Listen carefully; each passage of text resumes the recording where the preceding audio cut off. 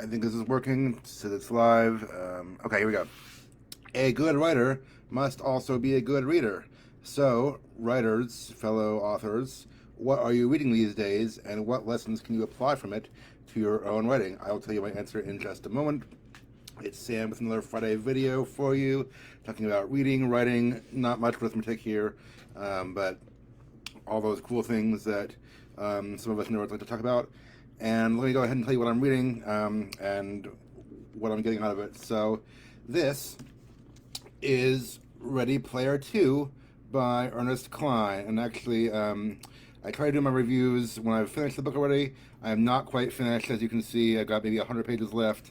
I was planning to be almost finished by this point, but has been a crazy couple of weeks. I was out of town this past weekend for a funeral. Some of you have heard about that, and I mentioned it in my previous videos. So in some ways, I've been falling behind on my normal reading schedule, but I do hope to finish it this weekend. But I've read most of it now. So Ready Player 2, Ernest Cline, sci-fi adventure. If you're a sci-fi fan in recent years, you've probably heard of Ready Player 1. I believe the novel came out in 2011, and then there was a movie made of it a few years ago. Of course, the movie wasn't as good. It wasn't bad. It just doesn't capture everything from the book. But it's been compared to, I think one reviewer on the back of the first book said, The Matrix meets Willy Wonka. So it is like, a future virtual world called the Oasis.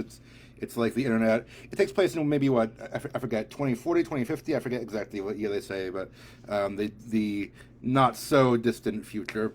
But the internet has explode even more than it has today, which is probably realistic when you think about it, what the internet might look like in 20 or 30 years from now. And it's basically this kind of virtual reality platform where you can go around and explore. And I mean, there's lots of applications for that. I mean, there's video games, obviously, but it's also like movies and social interaction and even education and stuff. But it's all done through virtual reality, and people spend good chunks of their lives and hours of their day is logged into the Oasis, because that's where, for better or for worse, everything happens these days. And of course, the first book, Wade, the main character, finds this quest to unlock. He basically inherits the Oasis from the deceased creator of it, but the man was obsessed with 80s pop culture and nerd stuff and video games like that. So there's lots of riddles hidden in pop culture and things like that. So this book is similar. It's if you're open for a nerdy sci-fi adventure, it's got all that. If you're open for 80s pop culture, it's got all that too. I'll tell you what I like about it and what I don't like, and all that stuff. So obviously it's fun escapist fiction. I mean, it's I won't claim it's high literature. I don't think the author would claim it's high literature. But it's well written, commercial, entertaining fiction, and just as a sci-fi book, it's an interesting concept. So I mean, obviously, the Oasis is is a big deal, and I mean, if you think to what the internet might look like in a few more decades, it's not too hard to believe that. This book introduces something else. It's not a spoiler. It's in the first chapter or two.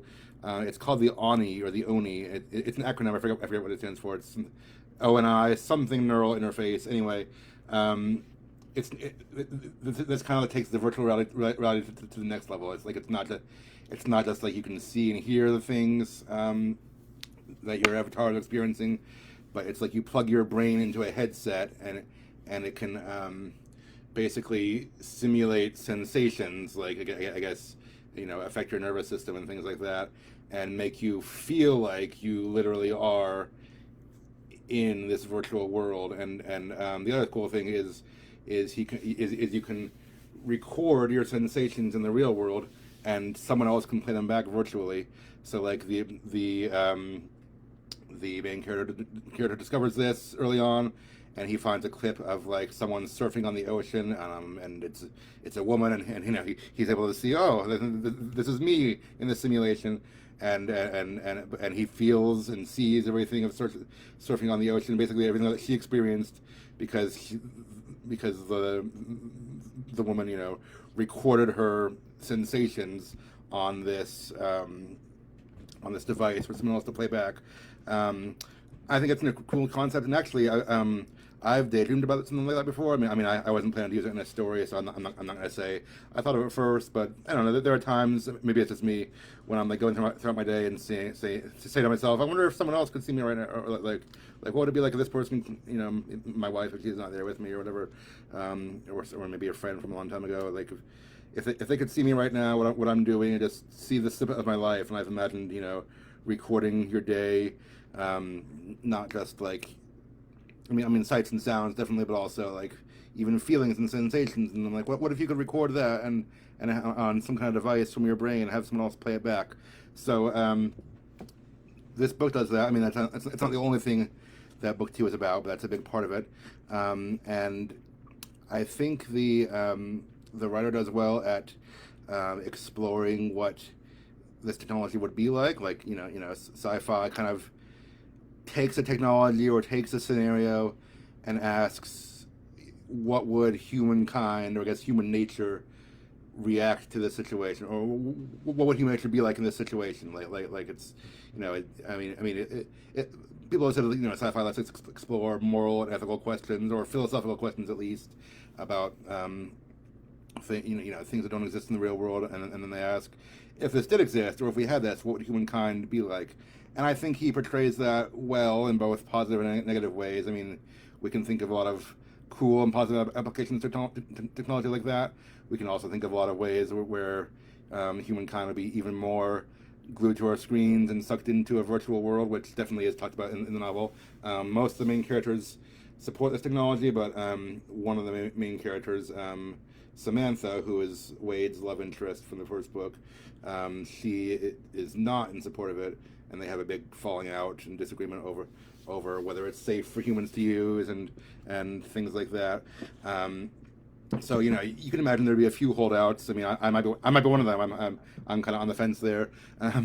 There'd be a few holdouts who like to stick to old technology and are wary of new technology. There always are, but by and large, this technology will sweep the nation, sweep the world.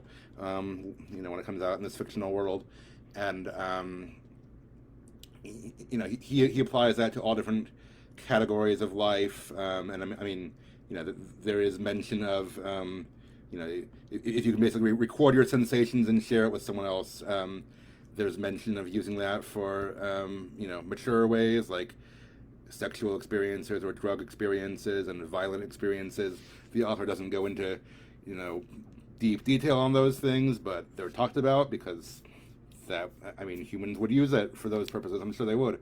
But he also talks about things like just I don't know, like surfing or mountain climbing or extreme sports, or just I'm sure like if social media had that feature, people would use it just to show people what they're doing in their day and do cool stuff like that.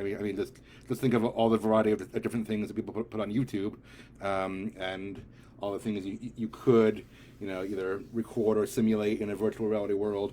All the different types of content, and he kind of explores all of those. So I think it's really interesting to see what would happen, or what we think might happen if such a technology like this existed. I think does a good job of having human nature respond to these various technologies. And yeah, there's some. This is part of how the plot set up, but like the device says you can't stay plugged into the Oni for more than 12 hours at a time because your brain can't take it, basically, and that becomes a plot point later on. Minor spoilers, but the main character still struggles with addiction to this virtual world, obviously, and he's aware of it. He knows that he argues with himself. It's for first person narration. He kind of debates about whether or not it's healthy and all that stuff a little bit, but he's still on board. If he does see a problem with the issue with the technology, he's not able to extricate himself from that lifestyle yet. So that happens early on, and it kind of jumps a few years ahead of the first book, where basically the only technology is out and people are using it all the time. So it's like Oasis version 2.0, this virtual world version 2.0, and then he and Wade and his friends are in charge of the company that created the Oasis, because they solved the puzzle that was left to them, and so he's like this, kind of big millionaire now, but he's kind of reclusive, and he even admits, or, I mean, maybe not in so many words, but like he describes, he doesn't really have a life outside of the virtual world, and even with this falling out with his love interest, and it's kind of sad. I'll go more to that in a little bit. The book also deals with artificial intelligence. I won't spoil too much, but the end of like part one, so maybe the first turning point of the novel, we find out artificial intelligence exists to a greater degree than the characters thought previously possible. The villain or the major antagonist ends up being a sophisticated AI who tries to turn their own technology against them, and he sets them on a quest. There's basically another puzzle, another Easter egg hunt or whatever you want to call it, through the virtual world filled with riddles about 80s pop culture and all kinds of stuff. So the characters have to solve that, and so if you're looking for more of that Matrix meets Willy Wonka action, it's here. It's got it. Again, fun escapist fiction that treats sci-fi in a good way, and I guess that takes technology and takes a fictional technology, takes a fictional what if, and applies it to the many aspects of human nature. I think it does that well. Criticisms, any of my criticisms, I realized I don't have any criticisms of the writing itself. It's just maybe it's some parts are not my preference. Maybe it's just it's not like an objective thing the book does wrong. It's just maybe things I'm tired of. It is kind of sad, like I mentioned. I mean, you want to root for the main character, you want to like him. I find Wade, the main character, he's relatable to a lot of people in that he's the everyman, and he is kind of a product of his generation, addicted to this technology. But I don't think he's very likable or admirable. He's, he admits he's in this, he has his problems, and he's, he's kind of a pleasure seeker, and he doesn't have much life outside of this virtual world. He acknowledges that, but he doesn't really try to do much about it. And just can't really get himself into that. So, I mean, we are kind of seeing life through the eyes of this, in some ways, a sad, pathetic guy, which, again, maybe some readers can relate to. I don't want to knock anyone. I mean, I have as much screen addiction as anyone else, and I try to cut back.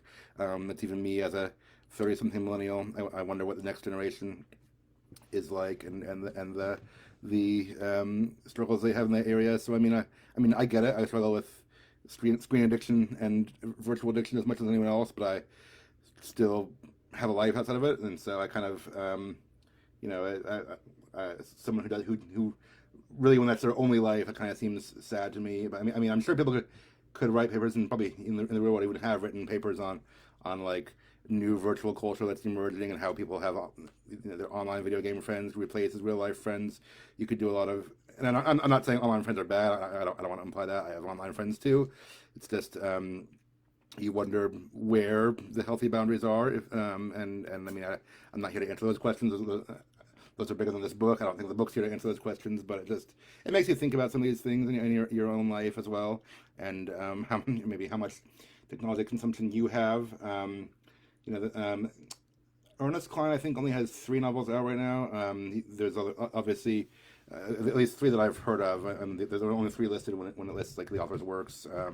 There's obviously Ready Player One, Ready Player Two. There's another one called Armada that I read and reviewed last year about aliens, but it's an alien invasion of Earth, but also has to do with video games and stuff like that. And well, obviously these 2 books both use Wade as the main character, but the main character of the other book too, I feel like it was kind of the same character. Like I feel like the only character he writes about are these nerdy guys who kind of have no life outside of video games and pop culture, and that's the only area they excel in. Again, I don't want to, sorry, I shouldn't crap on nerds. I'm a nerd too, but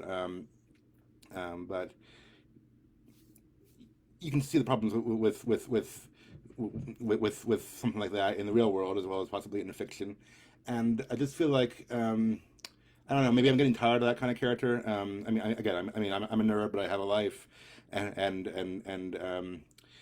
kind of seeing these guys who have like no life outside of video games be glorified and be kind of the main character. I'm like, yeah, I'm not I'm not there yet. I'm not to that level. we probably share some interests. I can relate to them on some level, but it's also not it's not really where I want to be. In my headspace all the time. So I mean, again, they're all fun books. I shouldn't criticize them on a big level. I think he has only these three novels, but if he had like 10 that were all dealing with characters like that, I'm not sure if I'd want to read all 10. I can handle it in small doses. I am enjoying this one, but but parts of it are just like I'm not sure if all of it's my thing. Again, enjoyable, yes. Do I want to devote my whole life to it? No. That kind of thing. And like I said, it's kind of a bleak worldview. These books they're not overly depressing. It's a fun, lighthearted video game adventure, so it can't be overly depressing. But but kind of a bleak worldview when you think about these people who have no hope outside of video games and just kind of social isolation and way it is living off of other people's experiences. And he admits that, like he watches these clips or experiences these clips of other people's experiences rather than living his own experiences. And that arguably is a character problem. And if someone in real life had that issue, which probably some people do, I'd say that's a character problem too. And so it's kind of sad to get into that headspace a lot. I don't know. Maybe no one else thinks that way. Maybe I'm overly analyzing it, but I just feel like it's not the kind of character I want to spend all my life with. Other things, it's not a big deal. I'm a pop culture fan in my own right. Obviously, superheroes, Star Wars, stuff like that are my big thing. But I was born in 1990, a little too late for the 80s, and so there's whole aspects of 80s pop culture that are lost on me. There's this whole section about John Hughes movies. I am not well versed in those, so I didn't get a lot of the references. There's this whole section about Prince now. I'm not well versed in Prince. Sorry, I didn't get a lot of those references. So, there's lots of pop culture references, so I'm certainly enjoying some of them. But if you're a modern nerd like me, maybe hit or miss for you. I don't know. If you're an 80s sci-fi fan, or even just an 80s fan, if you were a child or a teenager in the 80s, you'll probably love it. There's a lot you'll love about it. For me, again, it's enjoyable, but not every part of it is my thing. So again, not a legitimate criticism of the book, not anything the author did wrong. Just saying, not all of it is my thing. I'm not sure. Again, if there were 10 more novels, I don't know if I'd want to read all 10. We'll see. But yeah, one or two, every few years I can handle. It's just, yeah, not everything's my thing. Anyway, the main takeaway, again, the main thing I think I did well touching this already, but the main takeaway I'd say for writers, especially of speculative fiction, is know how your technology or whatever it is, whatever speculative element you're introducing, whatever MacGuffin if you want to call it, know how your sci-fi elements would affect people. Like take a sci-fi element, take something that doesn't have in the real world, and put real, believable people in it, and just ask yourself, how would pop culture form around this? How would society and human nature form around this? How would people use this? How would it affect them, both good and bad? And kind of explore all those areas. It really is good for your world building. I do think the world building here is great. It really is good for your character development to see how characters would react to these different things. So when you introduce a sci-fi element into your world, make sure you ask yourself those questions and think through those things, and share them with your reader, and paint for your reader a picture of what this world will look like, because that's what makes sci-fi interesting. That's what makes us want to keep coming back and asking those deep questions. So that's it. Ready Player 2. I'm almost done. I'm enjoying it overall. Fun book. Fun sci-fi adventure, makes you think on a lot of sci-fi topics. Check it out if you're interested in that kind of thing. And in the meantime, yeah, keep writing and reading and doing all that stuff you do. Hope you have a wonderful weekend. I will see you later. Bye.